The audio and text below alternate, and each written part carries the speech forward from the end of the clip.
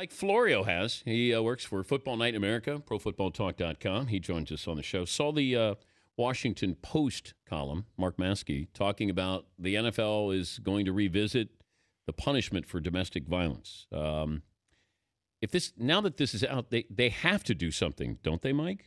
Well, I think they do, and I think that the NFL was rattled by the reaction to the Ray Rice suspension. I don't think they ever anticipated that it would be as loud, as sustained, and as unanimous as it's been. I mean, think about it. On every issue, there's two sides, and each side can make a persuasive argument. There was no other side that didn't get people suspended to this Ray Rice suspension. So I think the NFL realizes that it got it wrong. The NFL heard what the public and the media had to say, and now the NFL is going to adjust. And it may not be as easy for the NFL to just say we're going to do this. The NFLPA is going to have a voice in it, but at least the NFL's letting it be known that it's going to try to do this.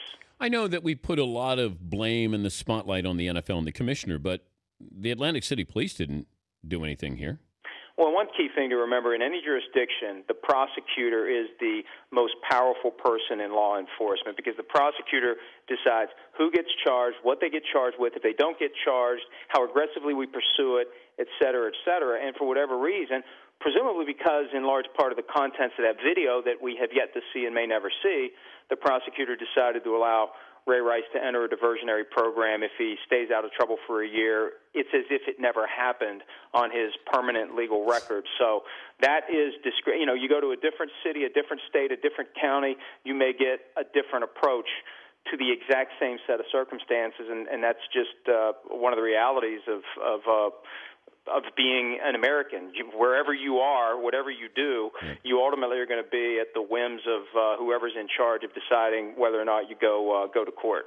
But is this more about domestic abuse in society or domestic abuse in pro sports here that we're talking about with the punishment? Well, I think it's both. I think the attitudes toward domestic violence in society influenced the criticism of the NFL. And, I think the NFL was a victim of its own reputation for heavy-handedness with suspending players for any variety of offenses. And then all of a sudden, something that really,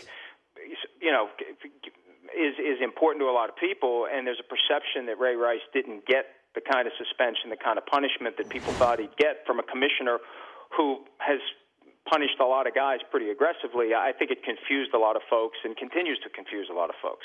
He's Mike Florio. ProFootballTalk.com is the website. You can watch him every single night at 5:30 Eastern on NBCSN, Pro Football Talk.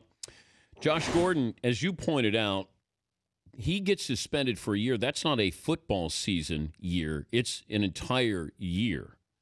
Is that correct? Yeah, 365 days. If the decision comes today, it's been 10 days since the appeal hearing ended. If the decision comes today, he is suspended completely until August 14, 2015 at the earliest. No off-season, most of training camp, part of the preseason. That assumes he stays clean.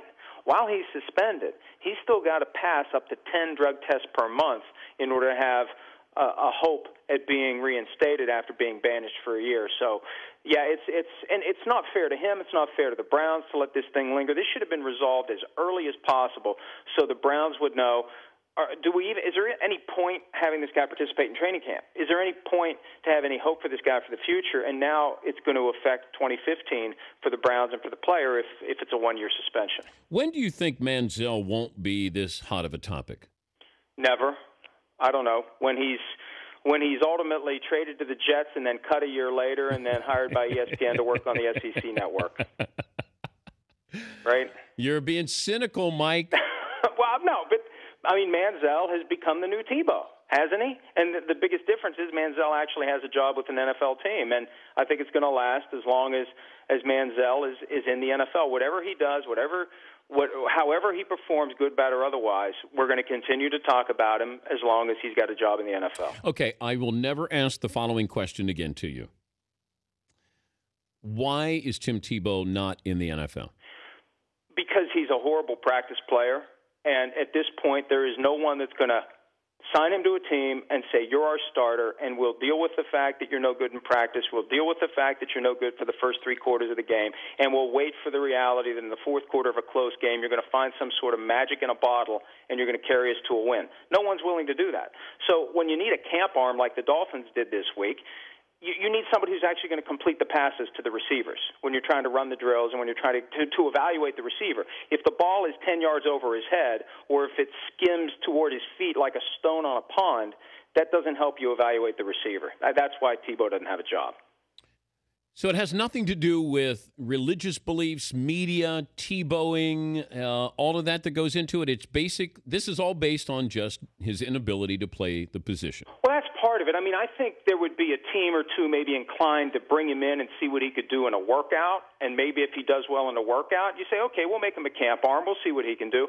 But the minute you flirt with Tim Tebow, you're done.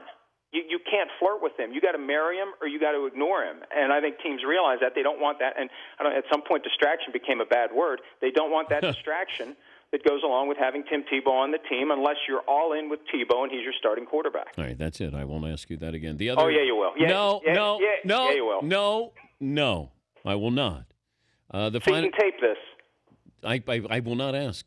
I will not ask. Raiders, San Antonio. Now there's documents. San Jose News Express said they had, like there's been paperwork discussions with the Raiders.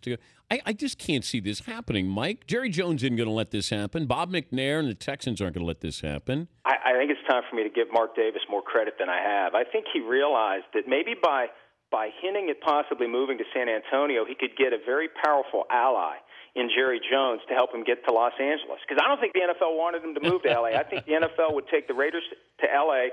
if someone other than Mark Davis was in charge of the team. But now that they're making noise about San Antonio, all of a sudden, hey, Jerry Jones, I'll help you move anywhere except San Antonio. So maybe a little crazy like a fox going on for Mark Davis. Does Jerry Jones get disciplined at all?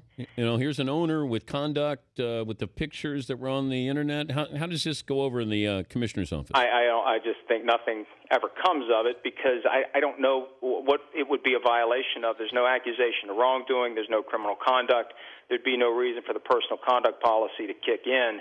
And I still don't. I mean, he addressed it with the media, and he said it was a misrepresentation, and I don't think there's ever going to be anything more said about it by him or the Cowboys. Well, what's that mean?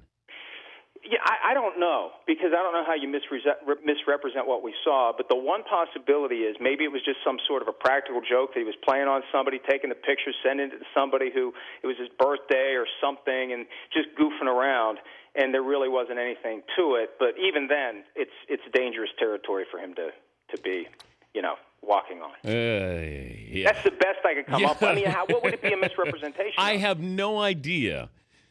I have no idea. But if I'm the commissioner and I see that, and here you've had Dean Blandino, the head of officials, getting off the Cowboys party bus, and I don't know. That would make me just a little nervous. That if I'm the commissioner, I'd probably just say to Jerry, help me out here, just so I can have your back here. Yeah, but any of it's better than. Yeah, they would welcome any distraction or diversion right now over more of the Ray Rice stuff. Or the Cowboys season coming up. Oh, that's the one thing that has been lost in all of this. The wheels are going to come off of the party bus this year. Does Jason Garrett last the season? Possibly not. If it goes as badly as it looks like it's going to go with a historically bad defense from last year that doesn't seem to be any better. If anything, it seems to be worse this year. And Tony Romo's back. It's almost like, hey, if we don't talk about it, it won't be an issue.